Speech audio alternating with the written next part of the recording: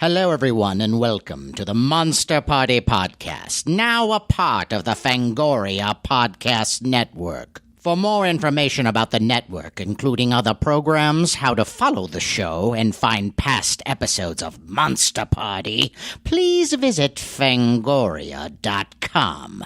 And now, let's start the party.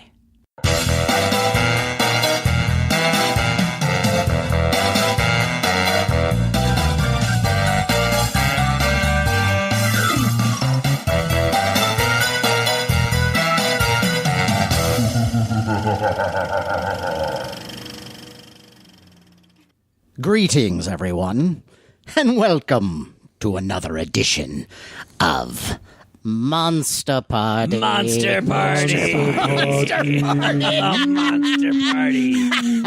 Full of monsters. Lots of monsters. There are lots of monsters. Yeah. So, Yeah. here's the deal. It's a big night, buddy. It's a big night, but before we get to that, I am Matt Weinhold. I am Sean Sheridan. I'm Larry Strove. And I'm James Gonis. Now back to the big night. That's right. It is a huge night. I'm really excited about this. First of all, we've got a mega topic. It'll be something that will be educational, Yes. informative, Yes. and entertaining. and Yes. scary. And scary and frightening to our regular listeners and maybe even to new ones. Matt, what is the topic? The topic is how to make a monster movie. How to make a monster movie. Yeah, I don't know. I have no idea. I thought that you just find some monsters and go. No, there's a lot But more. no, there's more to it than that. There's so Evidently. much more. And so what we did is we got a guest who could guide us through this process. We did. And man, did we luck out. The guy we got, holy shit. He is a writer, director, comic, actor, a force of good in the world. Ladies and gentlemen, Jordan Rubin, director and writer of Zombeavers. Zombie beaver. Director and co-writer. Thank Yeah. you. No, there are other writers. Yeah. Yes. Believe it or not. Believe it or not, I took a I took a shine to your parts, though. I sensed your voice in the movie, and I was like, yeah. that's a classic Jordan.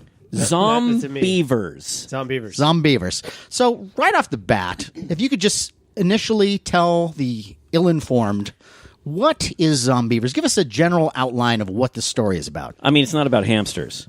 It's not about hamsters. No, it's definitely involves beavers. It involves zombies. It involves beavers. It's a delightful romp. It is. It is. I would absolutely say that it is. I mean, it's an allegory depicting man's fate in a socialist. I got that. No, Yeah. I went to film school. different movie. Sorry, wait. No, it's a throwback to what I love, which is '80s, early '80s horror. Which now you might call horror comedies, but back then it was just horror. Right. Creature features, yeah. practical effects. All of which we love. We're yes. gigantic fans. Bunch of kids go up into the woods and. First of all, why go into the woods if you're a kid in a movie? But it's stay away from the woods. It's not like little kids, Matt. It's like, No, they're it's like like- older. They're college college-age kids. It's like 42-year-olds playing little kids. That's what, yeah. They were 42. Hollywood. No, They look really young. yeah, no. They were of college age. They were collegiate. Okay. They were co-eds, which I still don't even know what that means. Co-eds. Me neither. Does that mean guys and girls, I or don't just know. I women? guess. Yeah, I think so. co-eds. I think Because- co-eds might be sort of an outdated term now. I think Yeah. most universities are co-ed, so what's the point? Right. Co-eds died with like Sisboomba. But I feel like in the Yeah, 70s and like Playboy magazines or the 80s, it was always like Right. oh, check out these hot co-eds. Yeah. Our It's like, co-ed is there a issue. nude too, or what? Yeah, co-ed should be nude. But anyway, So what was the question? what, why are they going into the woods and what happens? They're going to the woods to get away from their significant others. One of the girls' boyfriends had cheated on her, and so they were like, let's have a girls' weekend, just us. They head out there. Shady stuff starts to happen. Spoiler alert. Oh. Beavers are around. Guys perhaps show up. And monster mash. Nice. Cool. Yeah. And I have to say, we've all seen the movie. Yeah. We really enjoyed it. Yeah. Did. And You have to say that? No. No, we'll edit this out. Okay. No, this is going. Thank God. This will never make the final cut. It actually really surprised me because when it started and I started to watch it and I'm like, okay, all right, these teenagers, I get it. But you threw some things in here that I did not expect that were actually, I thought, not like in a typical like slasher or monster film. For example? Well, no. I don't know why. No. Why are you doing that? Okay, I'll tell you. First of all, the dynamic between the boyfriends and the girlfriends. Okay, Yeah, no, that is great. Here's the thing. Yeah. So typically, it's you go into the woods and all their couples are all together and they're all having sex or whatever, and then a slasher guy comes and does them one after the. Here you have this dynamic where these teenagers. One has been cheating with the other boyfriend of the other. Right. There's this really there's a love triangle. And see that, Matt, is what I didn't expect. Well, there's a little extra that you added to the characters, and there actually are. I mean, I know it's a horror movie called Zombeavers, but you actually have character arcs. Yep. You have surprises, and what I actually like about too is you always talk about the final girl. In the slasher film, we tried to who put a spin on the that, final girl ends up being in this movie is a surprise. Yeah. Things happen that you don't Absolutely, yeah. expect. And that's the other thing, too. So Okay. don't look at me like I didn't see the movie. I watched the whole thing from beginning to end. Yeah. To the end, Matt. To the Okay, end. all right. Even through the credits. We're all friends here. I'm just saying. I hate And when you after do the that. credits. Yes, Oh, sir. yeah. And after the credits, which you have to stay. You have to watch it all the way through. There's nice little tidbits everywhere. Let's not give that and away. I have to say, just about casting. Yeah. Man, those girls. Especially, man. like, I love a sassy brunette. Sure. And you had two of them. We did, yeah. Yeah. Rachel Melvin and Courtney Palm, both of them I want to start a religion with or something, a compound. They are lovely and really great performances all the way through. Everybody, like, in the same movie. You know what I mean? Yeah, they all were on the same page. They all held their own. I was really happy with how the cast turned out, especially on such a low-budget movie. Do you mind if I ask what the budget was on that? It was about 1.5 million. Million. Really? Yeah. Really? It looks really accomplished and really good for that budget. It looks like Yeah. more. It ended up being a little bit more just, I just included in my head every single cost. I mean, CG cleanup, and then you have the festival things. I think of that stuff as part of the, but that's right. post. It was 1.5. So you did have some CG in there? Well, it wasn't really CG, traditional CG. It was just more cleanup. Like we did a lot of rod puppeting. So I got you. Which I Which love. that is what it should be used for. Right, I get it. I wish we had at the time. In retrospect, I wish we used white contacts for the people becoming zombies, Right. Yeah. or beavers becoming zombies. Yeah. But we didn't, so that was something that we had to actually do in track eyes. Oh, really? Looks good Well, though. Wow. it does look good, and now a lot of people would consider this a horror comedy, which it is, but it's also at the same time the way that you play it like, as you said, it's an homage to 80s horror films. Yeah. And so in the 80s, they didn't think they were making a horror film. Or a comedy horror film. They thought they were making a horror film. They just thought their careers were over. Yeah. Just need to get a paycheck. Yeah. I'm totally naive to the fact that my career's over. Not here, my friend. Yeah. No. You've now. Well, that's awesome. You've made it, yeah, man. but I mean, Well, what yeah, I- it's true. I mean, especially in regards to what you're saying with the actors, like they were all great. One of the things I did do, and I'm happy I did it, was I asked them, because they were younger and they hadn't seen so many of these movies that we're talking about, or that we will talk about. I asked them to watch John Carpenter's The Thing. in our top five. Great. Yeah, All of us. absolutely. One of my favorite movies of Yeah, all me too. time. Yeah. Not just horror, but I said, watch that movie. And the reason I wanted them to see it is because the way it's played is on paper, or even, describing to someone what's going to happen in each of those scenes. That's comedy to me. It's like, come on, the guy's his head's gonna walk across with spider legs. Like, it's like, Right. what are you making? It sounds like some delusions of some 14-year-old in his room. It's just craziness, but it's played completely straight, and it's not only horrifying, but it's elevated to the point that when I watch that movie, I could have kept watching the movie before everything started to go down. The relationships, the dynamics. Yeah. Yes, Kurt yeah. Very Russell, strong characters. everyone. The tension It's and the funny. paranoia, yeah. Right, but even before the paranoia, at first, just the guys. Oh, right, right.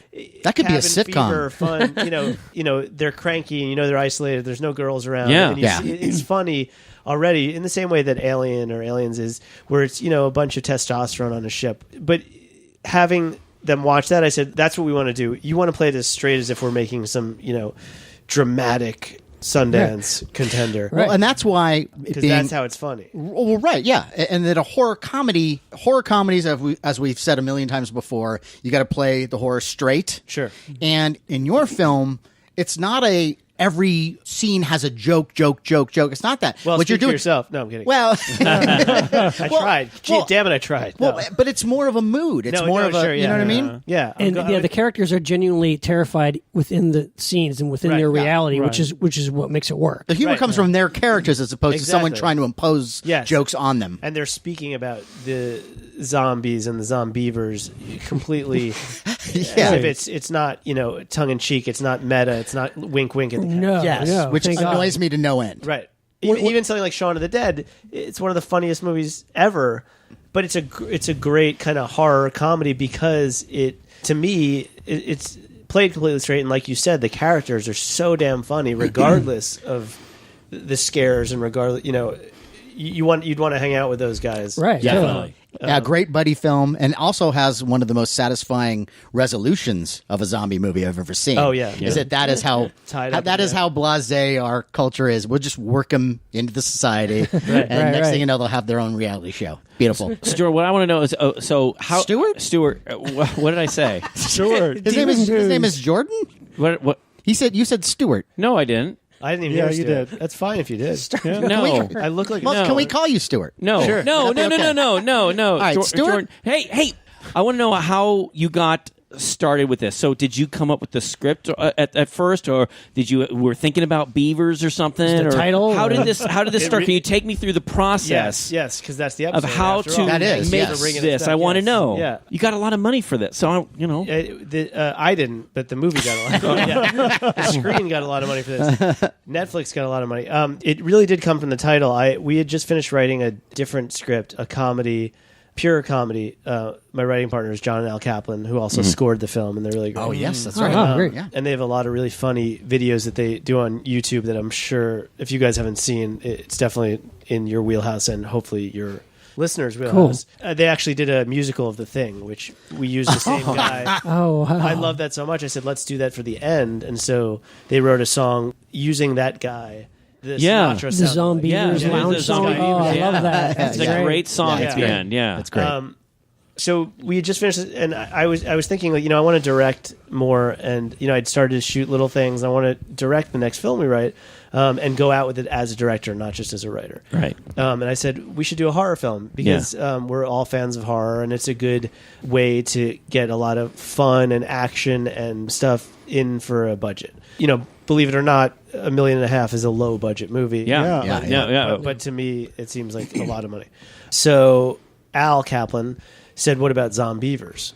Right as they're leaving. So my he apartment. threw out a name. He just threw out that name, and I started laughing. I don't know if they'd talked about it for a long time, Right. or a year before that, or if it was just in Al's head. Al's really funny like that, and I just started laughing, and they were like, "No, we're serious." And I was like, "No, I'm serious too." And if we're that serious about doing it and handle it that way, I'm in. So we outlined a script. I definitely wanted to make it a cabin in the woods Right. type scenario. Keep the budget low, just a few, probably 3 and 3 kids. And Right. we started to email back and forth, beat out an outline, and then went back and forth on the script until we had a script. And that was just the beginning. Then came phase 2, which was pitching. And what I did was since I didn't have a real resume or reel, so to speak, as a director, I did a bunch of extra legwork.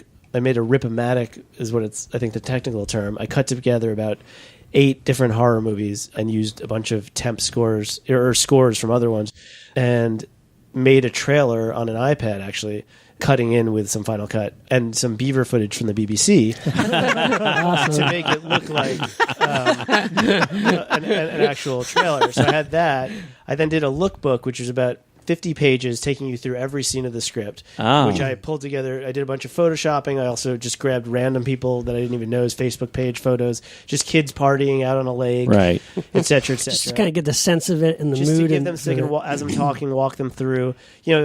In the business, you always call it previs, pre-visualization. So I did a lot of that, and I hired a guy that I had created a pilot for Comedy Central that was animated. So I gave one of the illustrators a couple $100, and he drew these a few storyboards for about 6 shots, and I blew those up.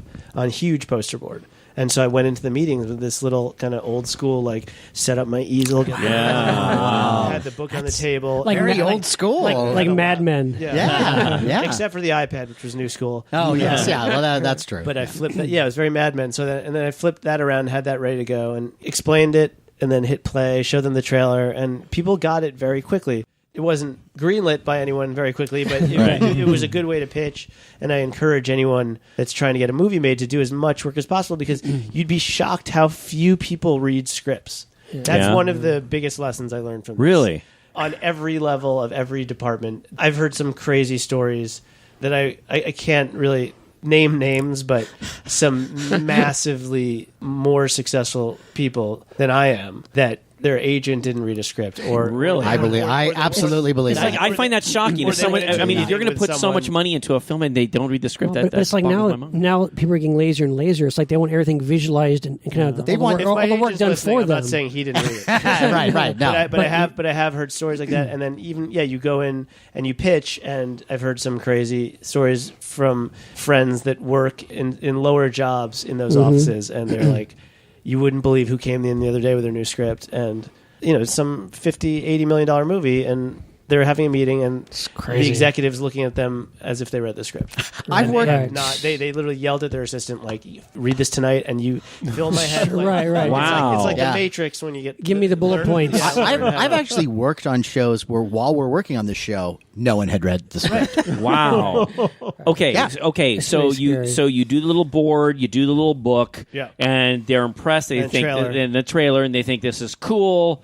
And they sit on it, right? Or you're saying they didn't greenlight it? First, we sent it out to try to get meetings. Okay. We sent it to about 2 different rounds of about 15 people, and everyone passed. Then we got a meeting with these guys that had done the Saw movies, and they got it, and they really enjoyed it, and it was going well with them. But then their financiers, unless that was an excuse, were just like, no, I don't understand this. So that fell apart. The next thing I had done, though, is I knew from college, not that very well, but I knew Eli Roth pretty well from college. Oh. But Evan Ostrowski, his producer on the first Cabin Fever, I knew decently well, also went to NYU. And I sent Evan the script, and I said, take a look at this. I think I sent Eli it, and I don't think he read it, but that's just because he was busy. But He's a busy man. But people don't read in Hollywood. I read. No. But you're reading right now. I'm reading right now. Reading a book. But Eli actually gave me a bunch of great advice too, and he was awesome. But Evan took it and he attached himself to it, and he had some history both in the genre world, and he worked with Kevin Spacey a lot, and so it helped to have a producer attached. Right. Sure. So even though we then sent it out, we got a couple meetings, some fall through. Finally, my agent thought to send it over to Bender Spank, and Bender Spank had done The Ring and History of Violence and We're the Millers and now Vacation that's about to come out. And they were partnering with another company to try doing lower budget, just because they're always big studio films. And they were like, let's try a low budget scenario. Just because it's fun, they can get their hands dirty and actually be more involved, because sometimes those bigger studio movies, I guess it's so many cooks in the kitchen. Right. And they loved it, and it took a bunch of meetings, and I brought all my stuff and I pitched it, and the financiers who were the producers and them, it was like 2 sets of producers, 3 if you include Evan. We all just went through it with a fine-tooth comb until they were convinced that I was up to the job.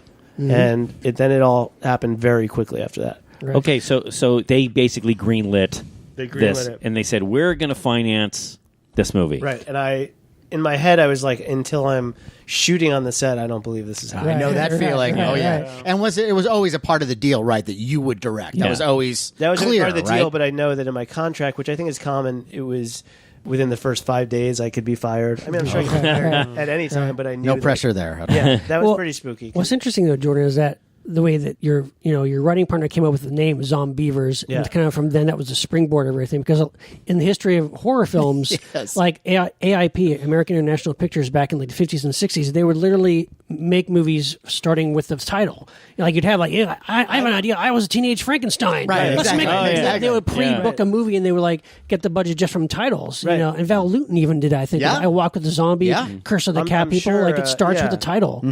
And I'm sure Corman must have done that. Oh, absolutely, yeah. So like, and Zombeavers, I mean, that's a great title. Right. You know? And I'm a big fan of marketing, and I'm not too proud to think about marketing at the same time. It's a creative endeavor, but it's also a business. Yeah, it's a business, Especially today. I mean, it's a cliche, but they say there's a reason why they call it show business and not show art. Yeah. Right. So when I'm doing things, I think like, well, I want to keep doing these things, and I want to think of something that's going to be successful or have a shot at being successful, and what's the end game, and how's it going to market itself. And it's funny to think of, on the one hand, they thought of this funny title, and then we went from there.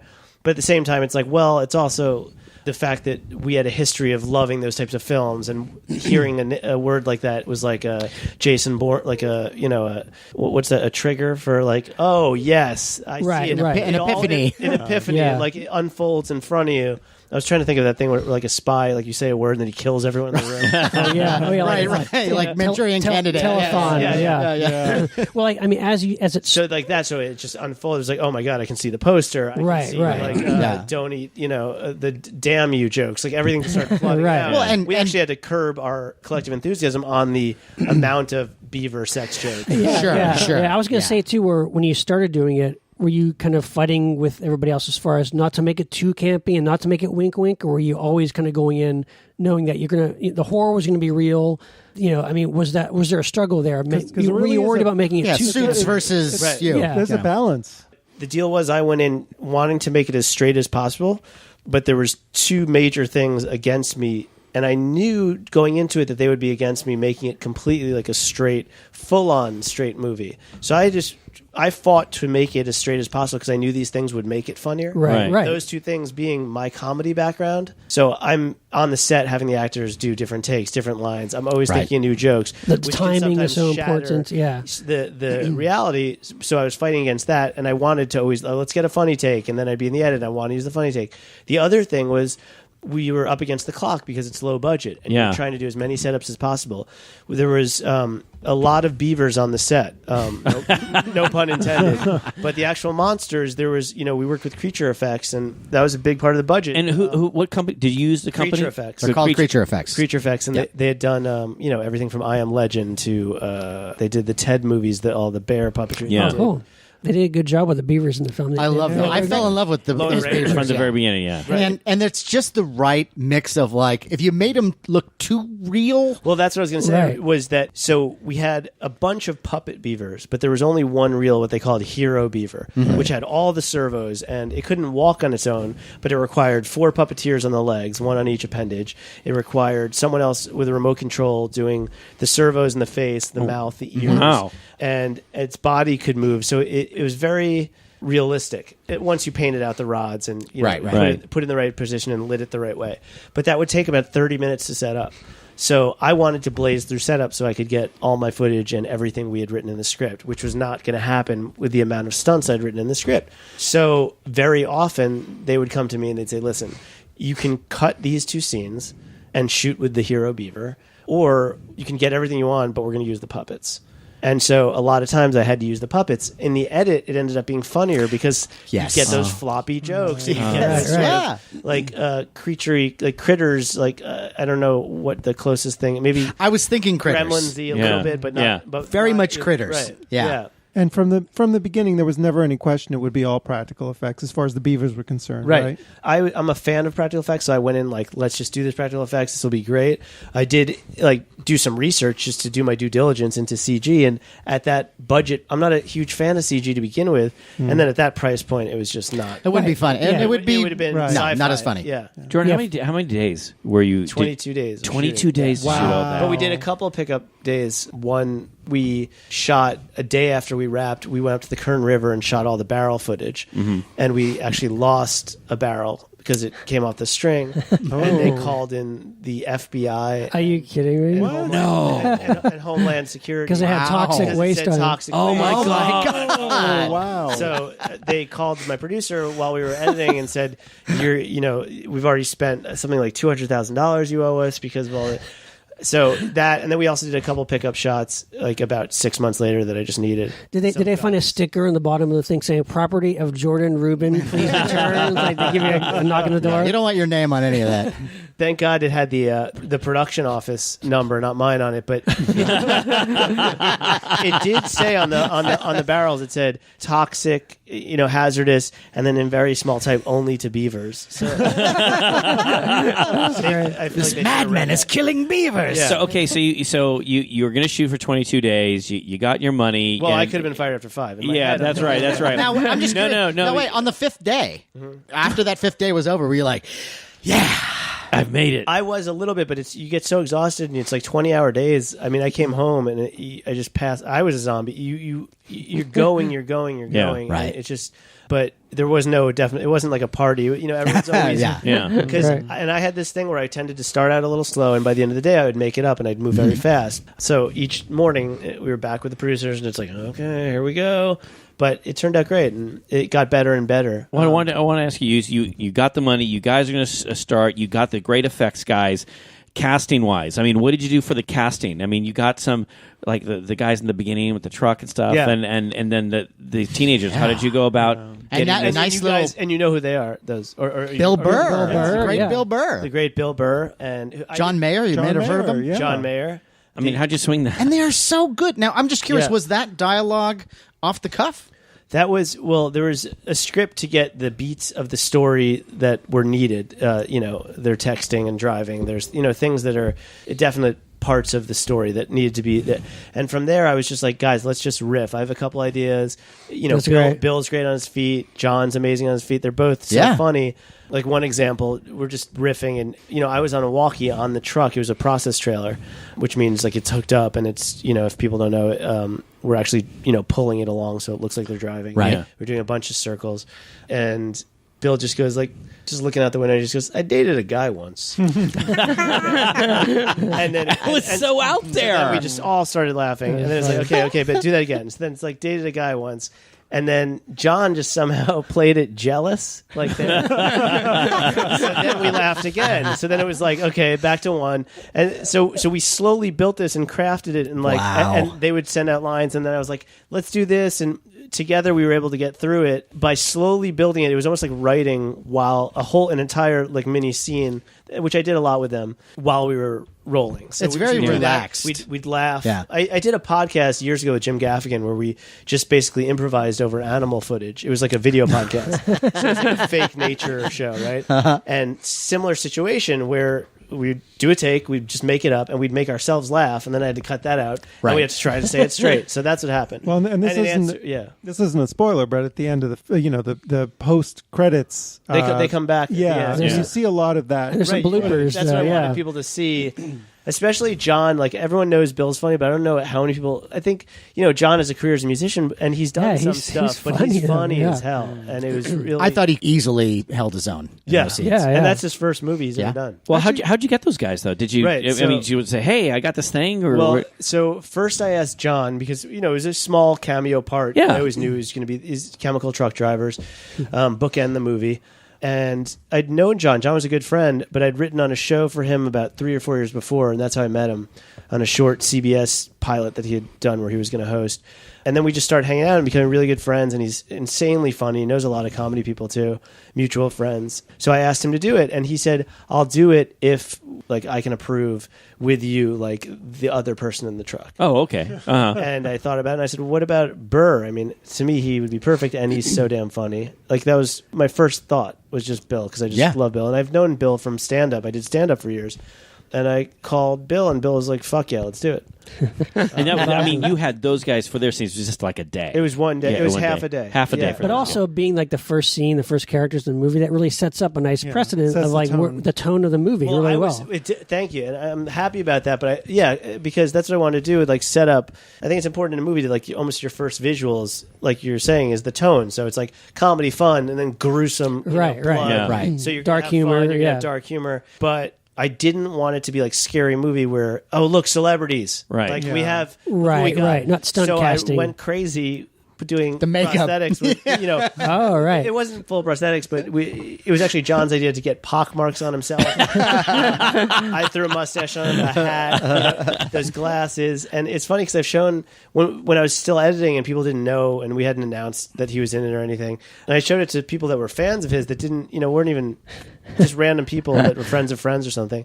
And I was like, "Do you know who that is?" And people were like, "I don't know, Bill Hader." Like, nobody. I was like, I had no idea. Like No, John, me neither. yeah. Yeah. That's awesome. And what's also great about that, we're talking about, hitting jokes too hard. What's so great is that how relaxed that improv is. It doesn't seem like Well, a that's the written director's scene. job, isn't it? No, I'm kidding. Yes, it is. Make Another it seem unfortunate. another thing I love about you. Well, you know what? Climb on my lap. In all the secondary characters, the neighbors, the hunter. I Yes. mean, there's this Yeah. great. I don't know. It's so off the cuff and it's hysterical. Yeah, And- well, and- to go back yeah. to you had asked about the casting process. Yeah. We actually did, aside from John and Bill, we actually did traditional casting. And Yeah. cast for a full month and saw everyone under the sun that would come in to read for those parts. And then I did callbacks, and then I did chemistry reads where I'd throw the kids in with each other to make sure that they would. I just coming from that comedy and improv and writing room background, I wanted to make sure that the energy gelled. It was fun. to see. nobody's forced in the movie. You know, the characters are likable. There's, I mean, let's face it, these kind of movies with the horny teenagers in the camps. A lot of times, like these movies, the characters just grating. The characters are just one dimensional and annoying. I mean, not the case here. They really are. They really are enjoyable. Yeah, and I think that's a testament, like to toot my own horn a little bit, just coming from comedy rooms and writing for so many shows where you want to keep the plates spinning and make everyone happy and make sure it's a fun time on set. But another testament and a big source of help to me on the film was Peter Gilroy, who played Buck.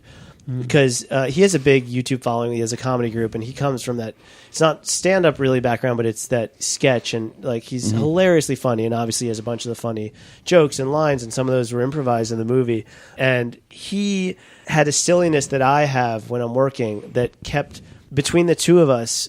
There wasn't a part of the room where it wasn't like a lighter, fun vibe, and that made everyone, both through like the crazy, that lake was freezing. It was March, and it was, you think California, but it was in Santa Clarita, and you go up there in the mountains, and it was, I think, 55 degrees or something. So they had to jump in and pretend that it's the sunny, fun Midwest in the middle of the summer. But we kept it light, and that kept it playful. People would break down when we had to have to say a serious line about zombie beavers attacking. Well, and it's always like in any sort of job or anything I've had where it really is from the top down, and you have to set sort of a mood of like, hey, this is going to be fun. We're doing this. We got into this because we loved it. Right. Let's, God forbid, we have some fun here. Now, of course, with every like horny teenager stuff, you got to have some nudity in there. Yeah. So, and Thank God. Thank you. I'd like to So- can I shake your hand? Sure. And every I just Purelled after I shook your hand. Everyone does. It's fine. They can't It's see all it, right. so I'm just. I can't remember what we're talking about. Nudity. Naked girls. Oh yeah. How can I forget? We're But, adults here, Sean. I forgot Nudity, again. What are we talking about? No. Nudity. Yeah, yes, of course.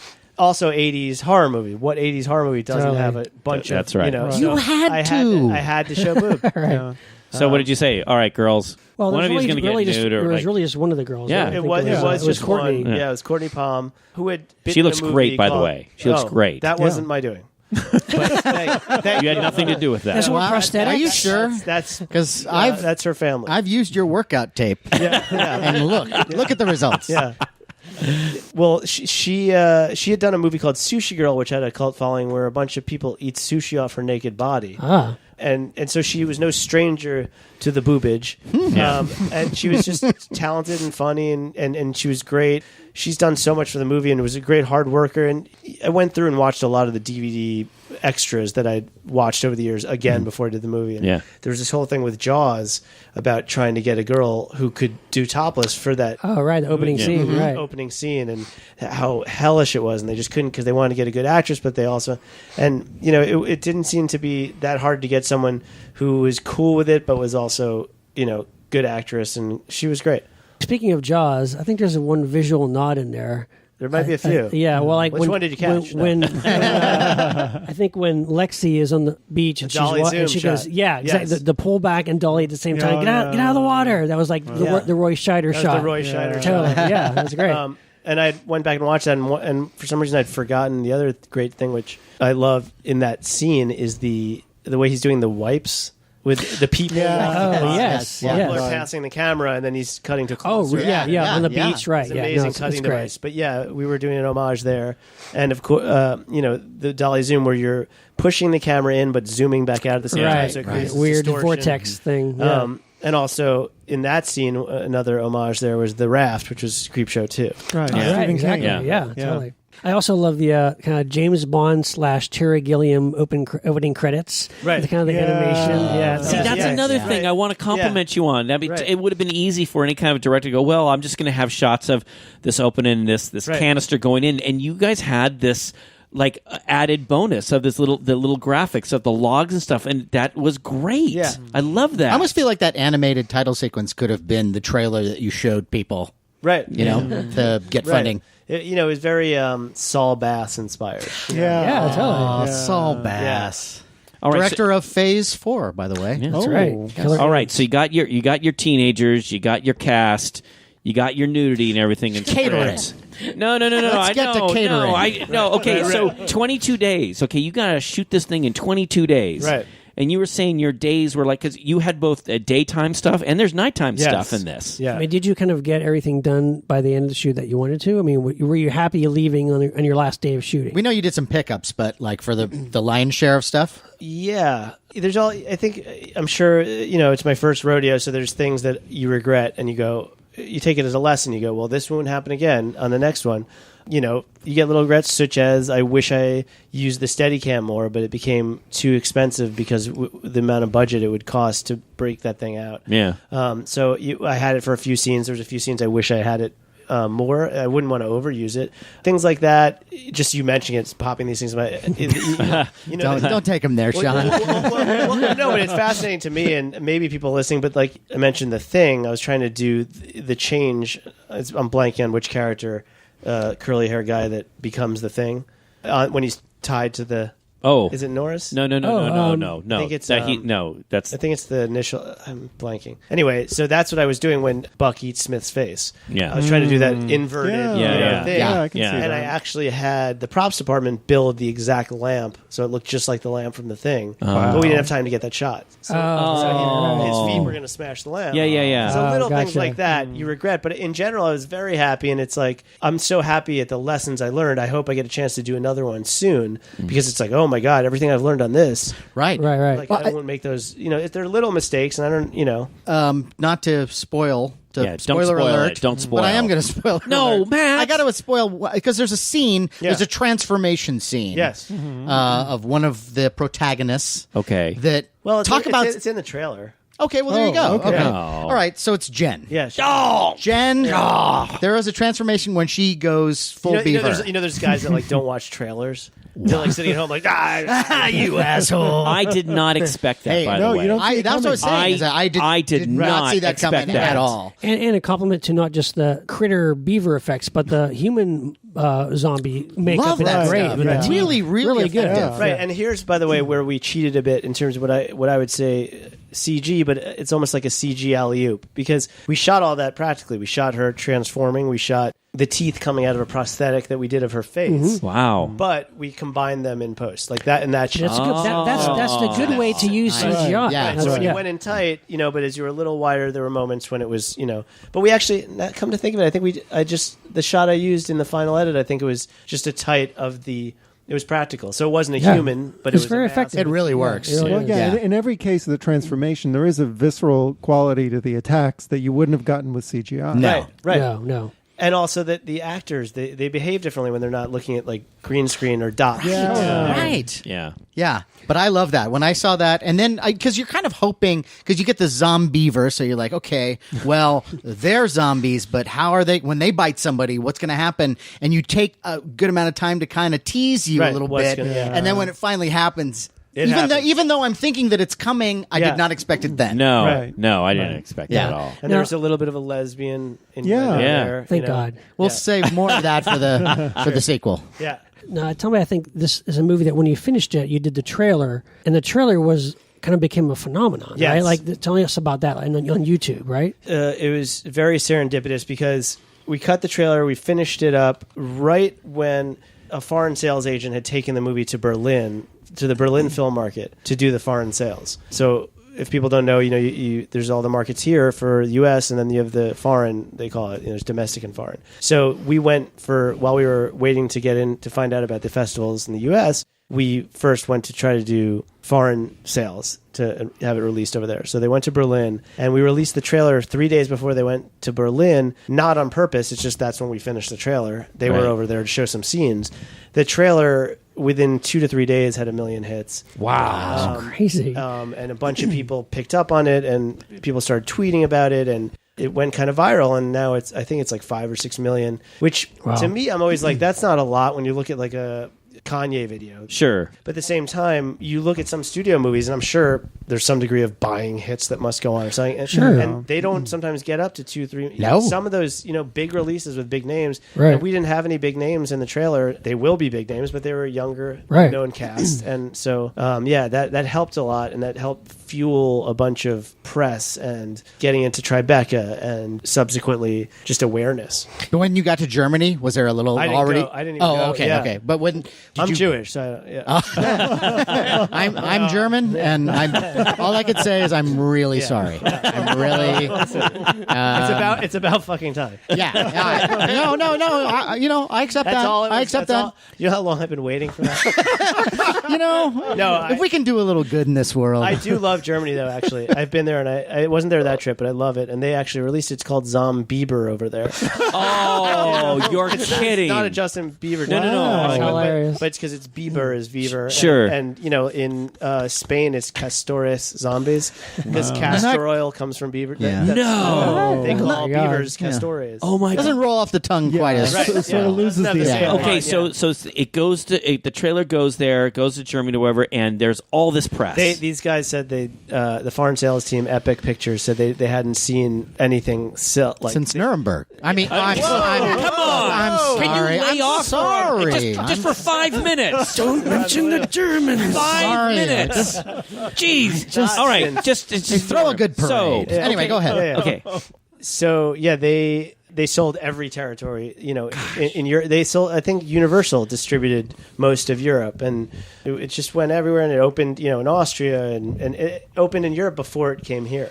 Really? Wow. Yeah. And like you talk about like Twitter and YouTube, and like because today social media plays such a huge, or it can play such a huge part. It's can. Yeah. in getting something out there and noticed. It's all right? important right Yeah. now. Yeah. That's the most important thing. Yeah, Yeah. And it's interesting to me. Yeah, something James. else I learned. Hey. Oh, okay. What?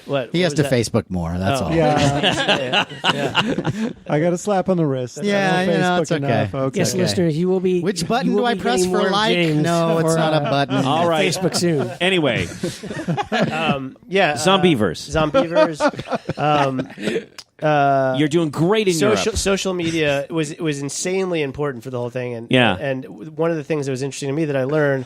I'm trying to answer every question, which I know I don't have to, but No, we we appreciate it. No, you must answer the I'm going questions. to go back and answer Again.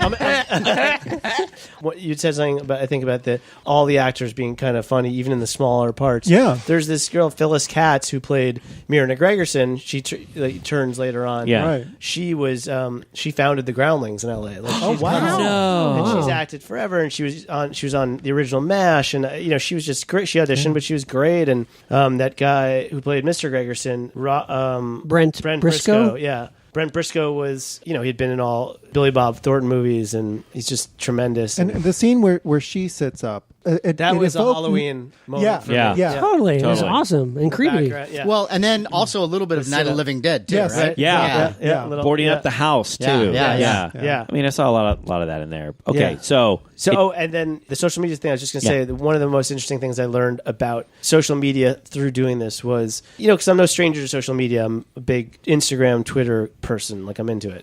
But I learned that there's people that have a lot of reach, especially in genre communities, etc., but in every degree of this business that don't necessarily have the most followers. So a lot of times, like, you would go to the average executive or creative person, you'd say, like, oh, so we have a show coming out, and it's like, oh my God, if you could get Kim Kardashian to tweet about the show, yeah. that'll be awesome. She has millions. Sure. Yeah. But if your show is, say, just a comedy, or it's a horror, that's not her brand, it doesn't matter. It's almost better that someone with 60,000 followers that follows, say, some up-and-coming comic that's very funny tweets it, because that'll get your tune in. That'll get people listening. And people discount it, and they think, like, oh, he's only got 70,000. I think in the Twitter sphere or whatever, in the social media world, they call it reach. There's how many followers, but then there's your reach. Right. And I found the people that were most valuable to getting the word out and getting this kind of ubiquitous were the people with less than 1 million followers, but had a lot of reach to their community. Right. So like comedians from like Dane Cook, he has more than 1 million, but he tweeted it. And Jeff Ross, and Eli at the time, I think Eli Roth had like under 500,000 at the time, I think, in Twitter.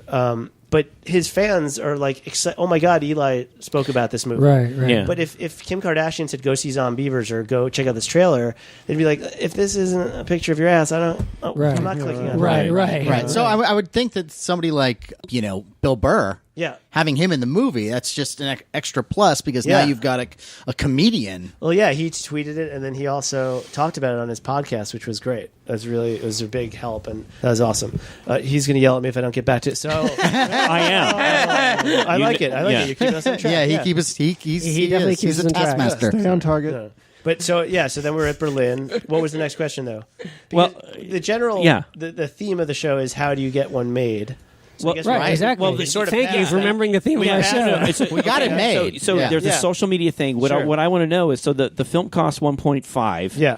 to make, okay? Yeah. You have this big opening in Europe, and you did release here in the It States. wasn't even an opening. It was Yeah. like they show it in a hotel room, Right. like a snuff film. Okay. screening or something.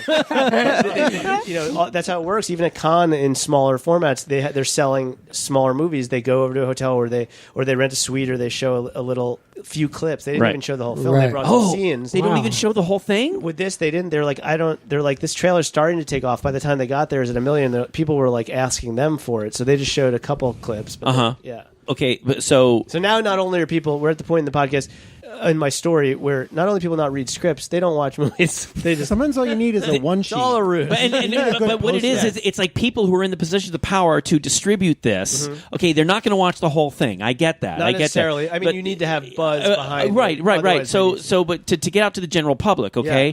So what I want to know is, it was released in Europe. It was Europe. released in the States. So it was released in Europe, and Yeah. then it got in Tribeca after Europe, which so then we had to prep, and it was a few months, and we didn't want to release it here yet. right. Then it goes there, and then you get offers for distributors in the U.S. and Okay. then there's all these contracts that's negotiated. And you had In the nothing to do with meantime, that, though, right? I mean, well, then we went with a U.S. distribution company, but Okay. I was involved in every step in terms of the producers were very good about keeping me in the loop, just because I wanted to learn how this stuff worked. Right. I think a lot of directors don't, or they just aren't privy to it because the producers aren't that cool. Right. So that was great. And in the meantime, it came out in Europe, so it was digital. It was released digitally, and because it was day and date there too, which means it comes out in theaters and online and on DVD.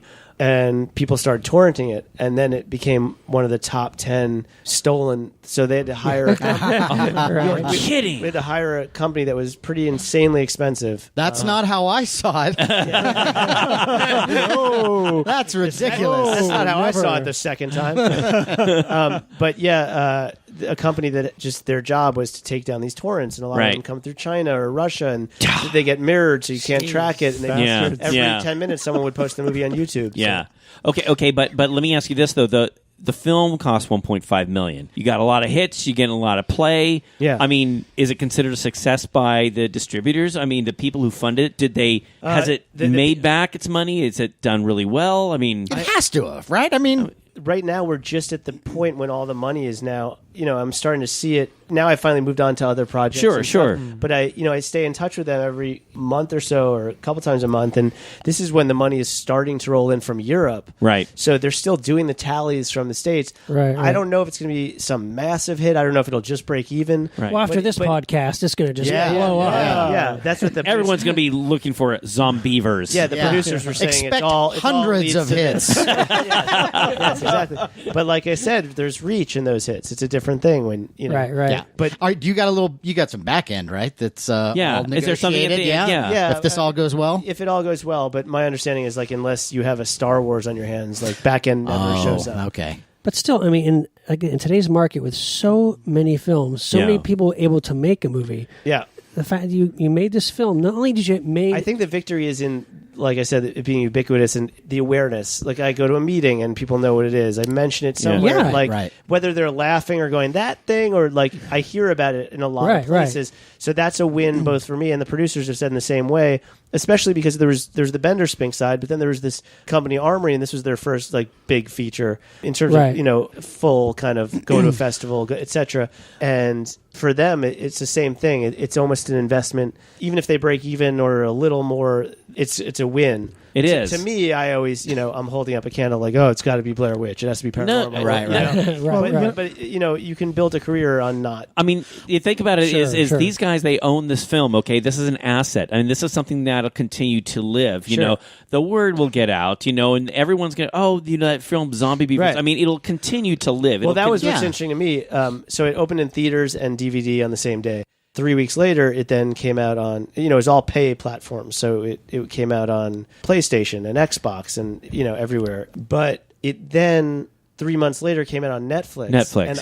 And believe me, I know how everyone has Netflix. Yeah. I had no idea the extent to which people, there's throngs and masses of people that just wait for things to come on Netflix. Are you serious? I don't I go no to- longer go outside. They don't go to the theater. They don't. They hear about a new release. They don't even pay. Because for me, it's I think of it as research, and I'm doing it for my work. So if there's a movie that's out, I saw Mission Impossible last night at the ArcLight. I just like to see stuff when it comes, and I'll pay for it. But people go, "Oh, that movie's on Beavers."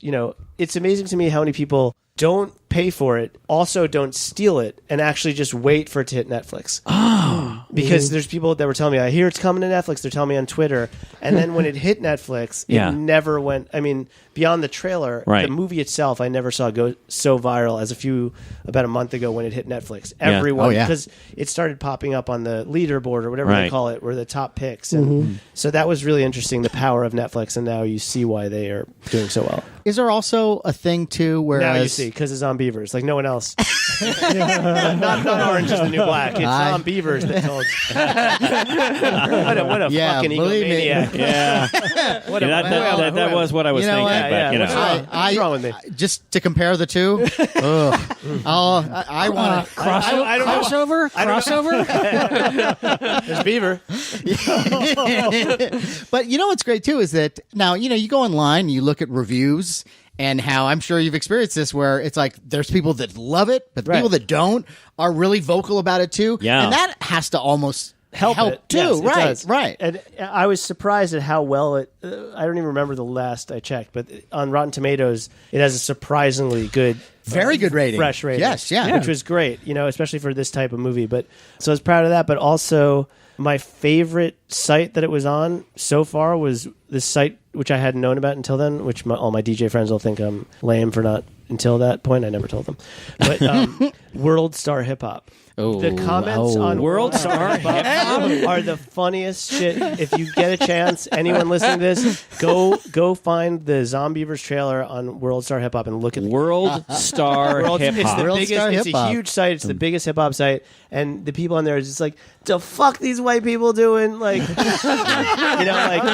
yo, that one chick and the beaver, like, yo, that thing turns into a beaver. I am fucking out. Like, just like some of the funniest comments I've read. Well, there is. We may have to explain hip hop to these guys. but there is that traditional staple in movies where it's like, why don't they all just get in the car and just stay in the car because the beavers can't get to them in the car, right? But you set that up pretty well. You have the dam, you have the no service of the phones. I mean, you do that. The phones thing you kind of have to do these days. Sure, It's so embarrassing. It's like you guys have seen those supercuts of they have on YouTube of all the no phone service. Service. Yeah. And that gets back to the question of why the cabin, because it has to be remote and isolated. Yeah, And the beavers are around. Yeah. Right. Just to follow up on what Sean was saying. Again, it is. I got to commend you for completing this film. Thank you. Yeah. I mean, a lot of people talk about it. But from beginning to end, you actually finished this film. It's been distributed. Right. You've got like a following. And There's I the followed Twitter it through. I mean, I really, really. So kudos to you for Thanks. that, man. Yeah. It's not an easy appreciate it. task. No, not by at all. any the dream. means. Yeah. And not just that, another victory though too for me personally. Yeah. Not only did you finish it Wait, and you have took it a made, victory from my movie? He did. but also This has been the week we've been taking victories from you. But also, it's a good movie. money. You know what I'm Thank saying? you. Like I'm saying, there's a lot of movies that are successful that haven't finished their absolute fucking shit. Right. Yes. And so I'm just saying this. It's I just my appreciate opinion, that. but I mean, No, but it's as a horror fan, yeah, I as know a you guy, guys are horror fans, it's and it's actually a really fun movie. and Look, it's not The Thing, Right. But I did really Right, 'cause enjoy it's a it. different script. and That's what you're saying. I went into, beaver, I yeah. expected it to be not as good Right. as it was, and I really actually enjoyed it. Yeah. He goes into every movie thinking you have to top the thing. Well, yes, I do. Well, and I also do. as a kid who grew up on classic Universal monster movies, you see that Universal logo in the beginning. And I know the distribution nowadays doesn't mean the same as it used to. Right. But still, hey, That's cool. It's a Universal monster That's movie. cool. It's freaking cool. Yeah. Right. There's Frankenstein, That means Dracula, that Wolfman, means- the Mummy, and zombeavers. That means he saw the European one and he did steal it. You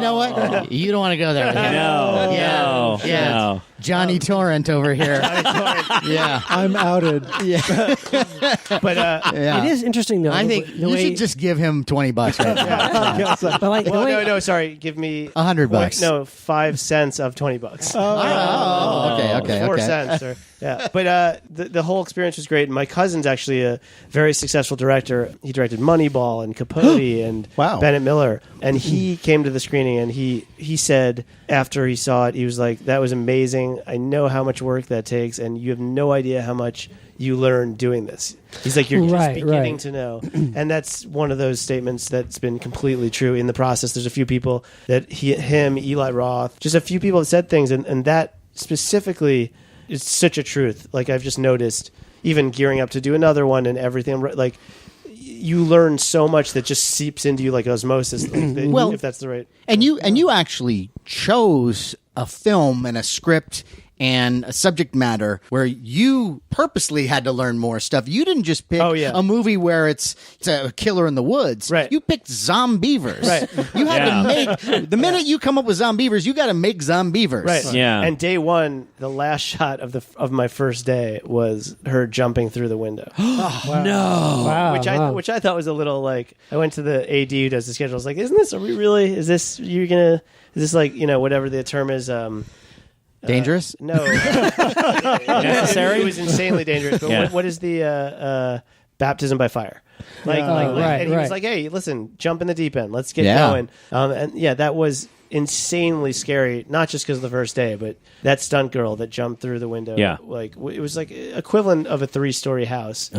Jump through glass that breaks, and then she has to fall. Yeah. right. Although I think from now And we on, did it twice. every film that you do, your first day, you should enter the set by jumping through a glass window. Yeah. Sharky's machine. Yeah. But what you said about social media too is interesting because like you notice like throughout history, all horror films how they're looked at in Hollywood, and you see that sea change that always happens. Like in the 80s, post Heaven's Gate, how the corporations and studios took more control of everything. Right. Yeah. But then like in the 90s, a little movie called The Blair Witch Project came, Right. and suddenly people realized, oh my God, anybody can go out and make a great little movie for nothing. Right. But then you get into like 2000s and you started seeing like Saw and Hostel, Right.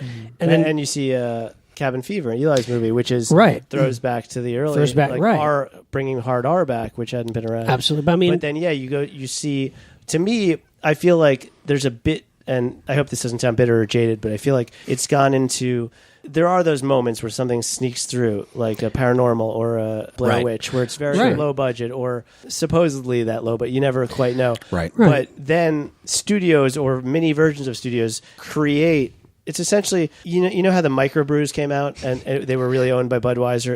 right. They try to Because ape microbrews that. were becoming right. popular, so they just said, "We're not. That's not us." But hey, try that. Right. So I do find that there's a large amount of small movies that you think of. Oh, this just came out, and Right. these guys funded it with. It's kind of they sold their masquerading. shoes, but Right. it's like no, actually, if you look at the back door, Warner Brothers put up the money. Right, They right. just did it for whatever it is, $750,000, but they put $20 million in marketing. Right. Exactly. Wow. Yeah. There's shit like that goes on, which is crazy. But the fact that's why it's great to know that a movie like Zombeavers can get made and can sneak get through out. They can sneak out and there without yeah. the legs of a studio. And, Right, yeah. exactly. So it still can happen, even though with today with Disney and Marvel and all the giant studios. But still, there is room for small films, independent films. I think there always will be. I think because anyone that I idolize or looked up to growing up, but also people now that I'm fans of, you see there's always some small film that starts it. Whether it's back in Spielberg with Duel or whether it's Rian Johnson with if I pronounce his name right with what was his first film, Brick. That was a very small film. Or John Carpenter and Assault from Precinct 13. Right. What's great about independent film in our day and age is the fact that somebody like you who has a unique vision of something that they want to do and with $1 million can get this thing up and running and have it be a success is just a very positive thing for the future of other filmmakers. Yeah, Right, I agree. Totally. So you do Zombeaver. There's a lot of Zombeavers. Zombeavers. You get a lot of So Stuart does Zombeaver. So this is what I want to know. So now the film's doing well. Yes. And so now are people saying, "Hey, we got to talk to this kid. Let's have him do. Let's see Listen, if we can bring Skipper. him. Let's see. Come on, let's bring him in. Let's So do in other words, another. what's what else? next? What else have you What's got? brewing? You're asking me if I've had the Barton Fink experience, or Yeah. Yeah. hey kid, come out, make a picture. Yeah. That has not happened. I've gotten a bunch of meetings. I've went in on a bunch of things and feel like I've gotten kind of close to a couple projects that I didn't create. But I do think that you have to always be self-generating. You can't- Sure. And I'm not just saying that as a cop out, like, oh, I didn't get handed the next Jurassic Park. I think, and I'm not saying that guy did. I think I forget his name, but I really like the new Jurassic World. Did you guys see that? I liked it. Didn't love it. I'm going to save that for our dinosaurs episode. Okay, good. Yeah. But I get your point. But yeah, like I like the dinosaurs. There are those circumstances where you do something little, and then all of a sudden it's like it's off to the races. I spent so much time in post and doing the marketing and getting this thing into a festival that then I finally came up for air, and I definitely feel like I need to. I just wrote another script with the guys I wrote this movie with, and I think I'll be happier that way. But also, things don't just happen. They don't just go, okay, you did a thing and it got out there and it had a lot of awareness. Here, take the reins to the Batman franchise. Right. Yeah. I'd like to think that. I'd like to think that there was even half the version of that where it's like, okay, well, let's move you to a $10 million movie now. Go ahead. But doing this has just taught me how amazing it is that any movie gets made. Yeah. Sure. And also Yes. Yeah. how much respect I now have for even completely shitty movies. Yeah. Not Because no one not goes what out. Some people would say Zombeaver's shitty, but it's like there's people online that'll like trash it, whatever. Yeah. But like no one tries to make a bad movie. Yes. Of course not. And, and no one. I'm sorry. Say that again, Matt. What was that? No, no one tries to make a bad Oh, movie. Okay, good. Yeah. I don't- No Right. one tries to No go. one tries to make a bad movie, and I appreciate you guys acknowledging how hard it is to get it done and to really get it, and Yeah. how far it got, and that it got to distribution and it got in theaters in the U.S. and all. Right. It's crazy. I realize how it was like lightning striking, so I'm trying to recreate that again. But yeah, the answer is like no, it hasn't happened. Is the horror genre something you still want to explore, like in the future? Yeah, we just wrote a new script off of this idea that I shot a short. I had this idea for a short that I shot and put online, and it went sort of baby viral, and I think it has a lot of potential, and a bunch of people became interested, and so I think that there's a good chance that's going to get financed, and that's horror, and it does have a comedic aspect, but I'm hoping to lean a little more towards horror with it, but again, it has not nearly as absurd as Zombeavers. I think it would be interesting in the future to do a pure horror movie. Sure. And I was have just an about to idea- ask you and that, I have yeah. an idea for one, and we outlined it. We ended up going with this other one first because there was a lot of interest.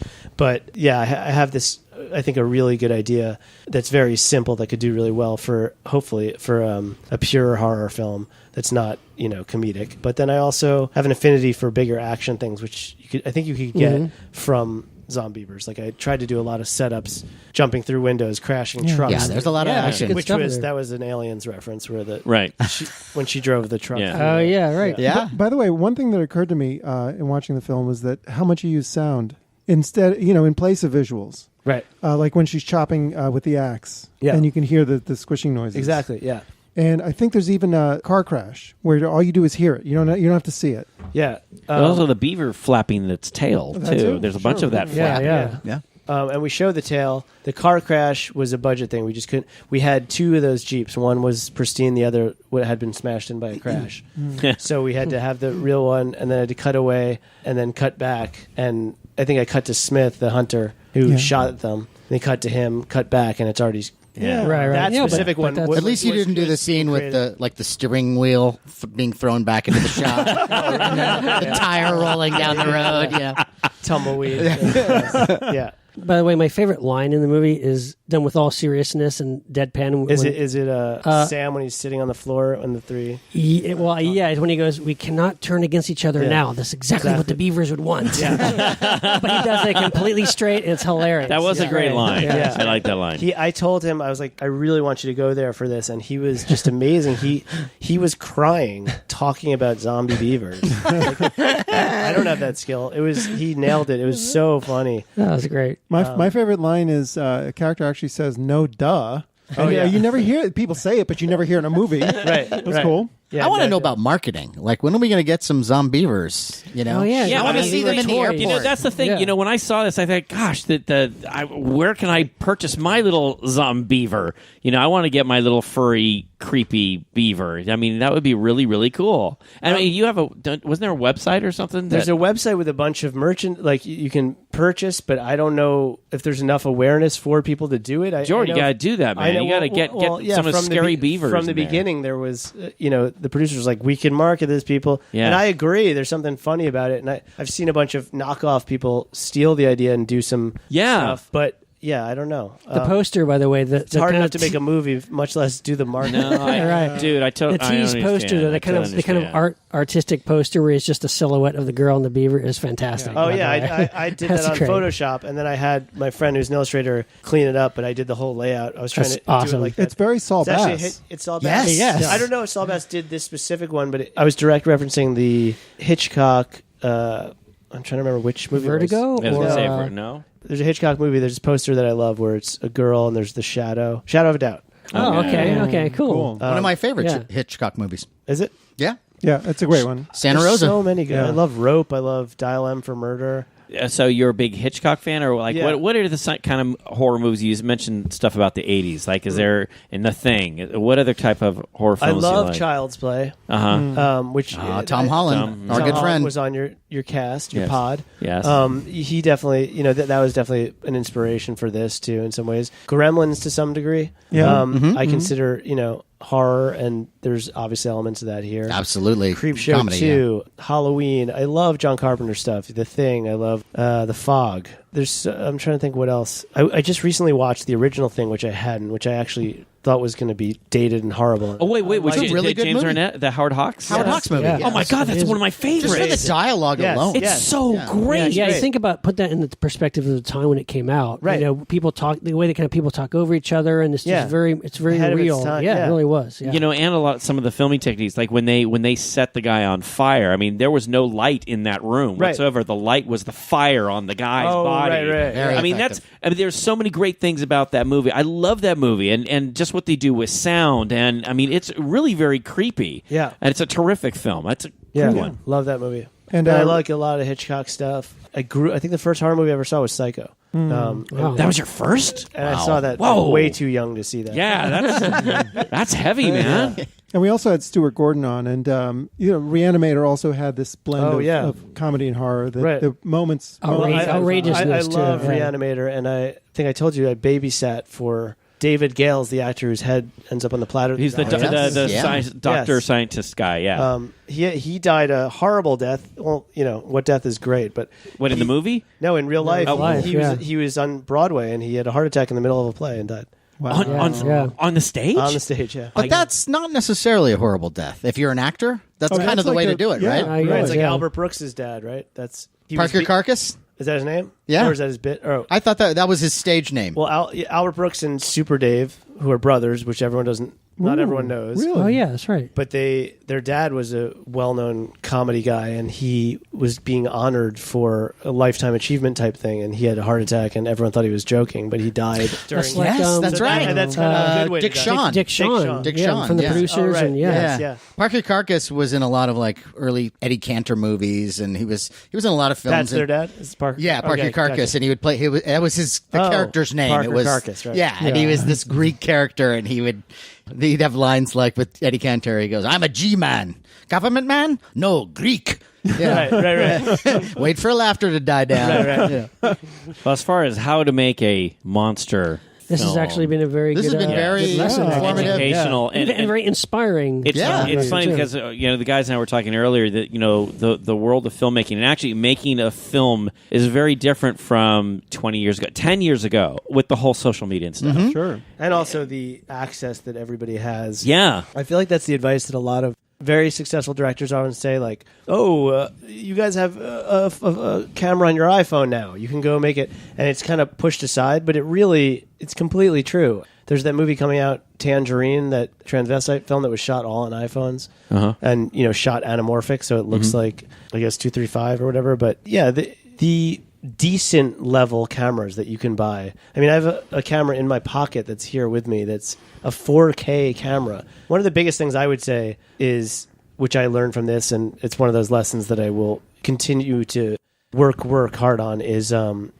how important sound is. Oh, yeah. And I don't think a lot of people know that, and I didn't go to film school, and I sort of learned the hard way, but good God, like, even with your trailers, but every scene and getting as much as you can on the day when you're shooting, but also in post, like sound designing, it's so key. It's almost just as important as the visual. And people think of film as a visual medium, but it's like people are so much more manipulated, especially in horror and comedy, by the quality of the sound and when things hit and how they hit.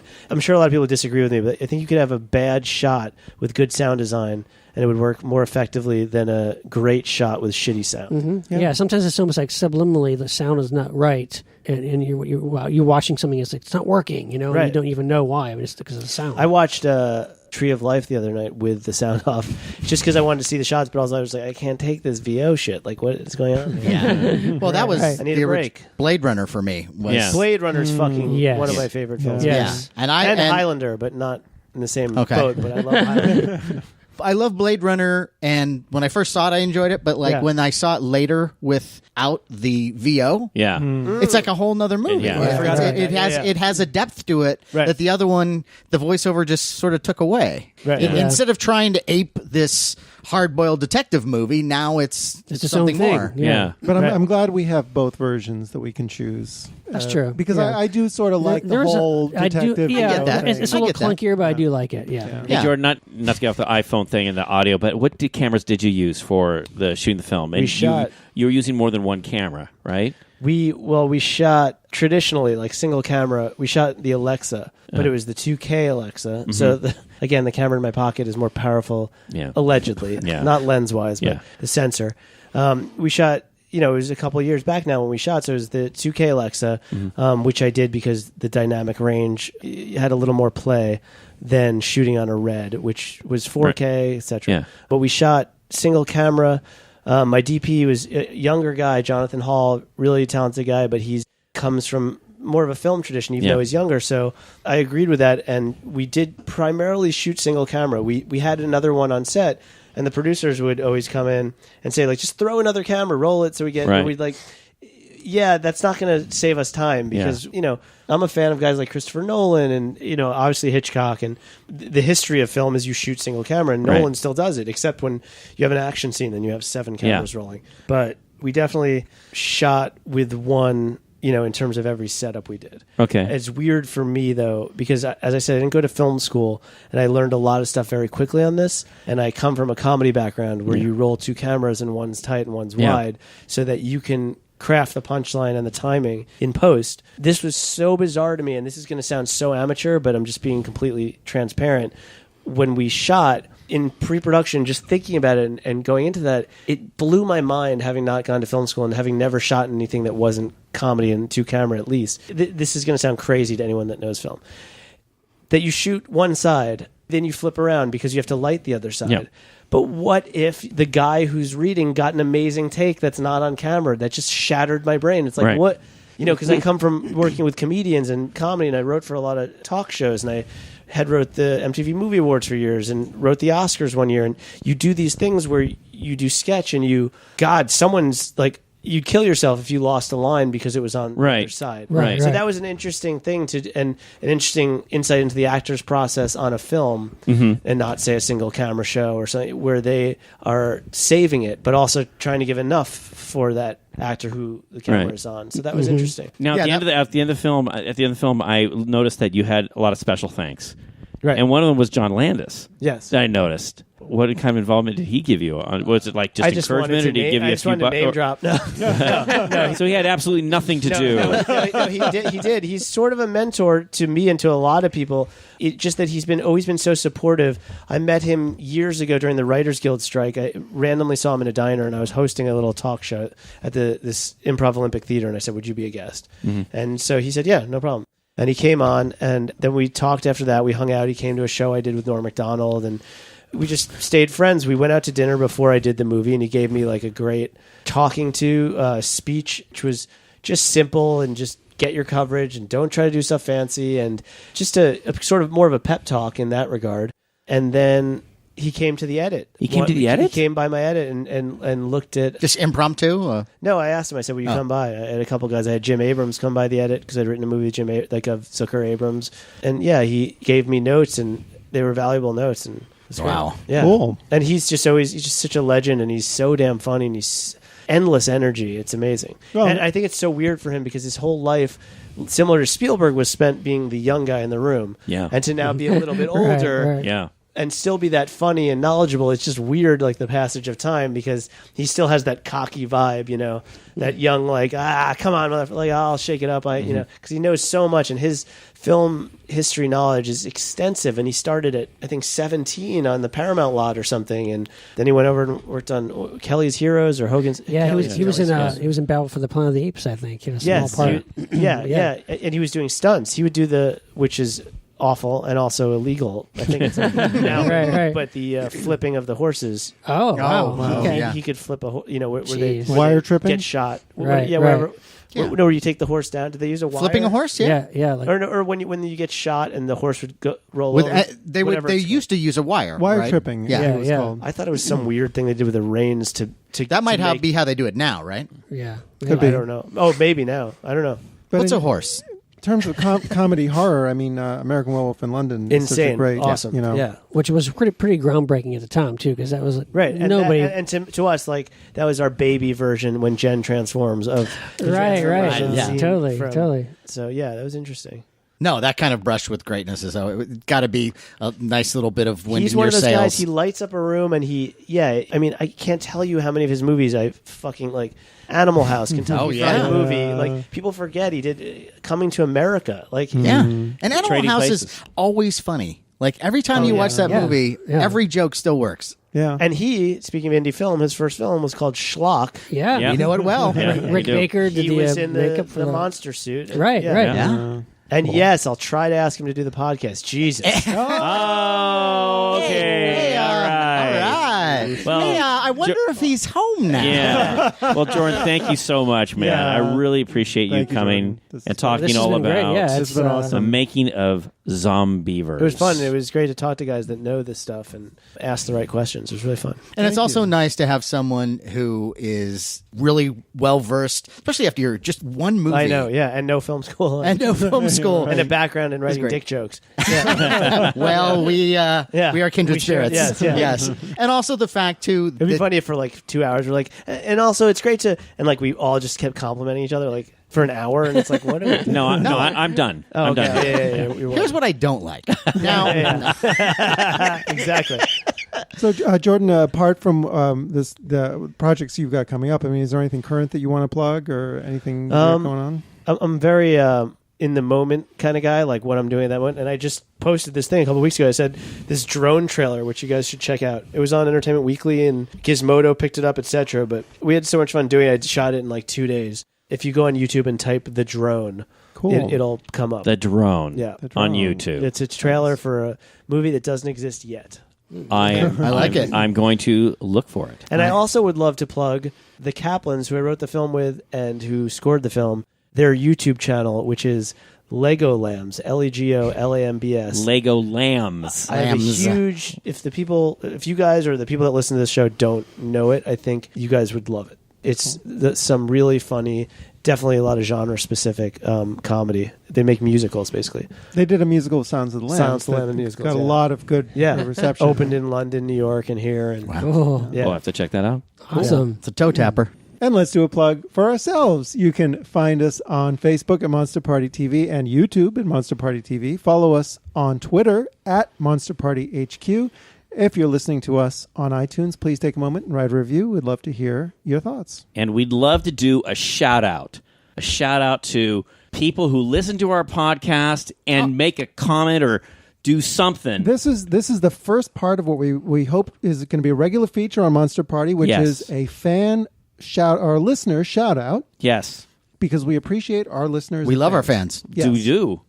And our first shout out will be to Felipe Sobriero from the country of Brazil. That's right. Brazil. Felipe has actually put together on the site Letterboxd, where you can kind of like compile different lists. Yeah. He's been compiling an ongoing list of movie poster images of every movie that basically we talk about Everything we've mentioned in our podcast. Wow. Sean, everything we've mentioned. Yeah, any he put a movie poster or TV up. show or anything that's ever referenced during our podcast since we began doing this, he puts a poster up, and it's kind of by chronological order, so you can go through and It's like a mosaic. It's a quilt. It's Oh also my God! great. He even made a poster of my reel. And it's a great way to just talented kind of, young man. if you want to just see, to look at or listen to our different episodes, it's a great visual way to kind of see all the stuff we're talking about. So check it out. It's on Letterboxd, and just look in Letterboxd and look for Monster Party. And it's so cool, and we want to thank Philippe for that, and we sent him a Monster Party hat. That's right. Thank you, Philippe. We awesome. appreciate you. And if our listeners out there, if you want a Monster Party hat, well, by all means, you got to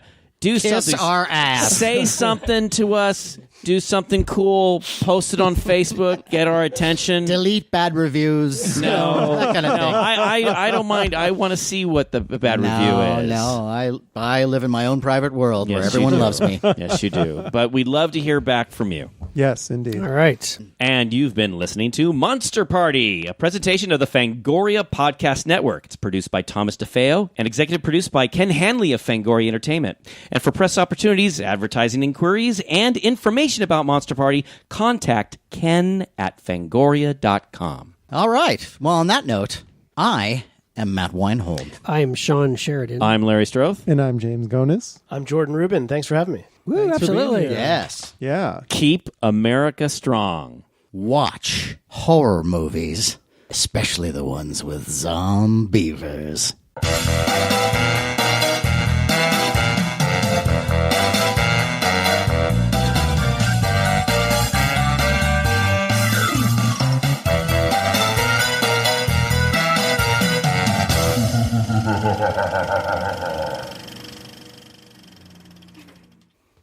So what we're going to do is we're going to bring the wife down. The video No pressure. No. And we're just going to do a couple group photos here. fucking your wife. Hey. That's just rude. We have a special surprise. Podcast.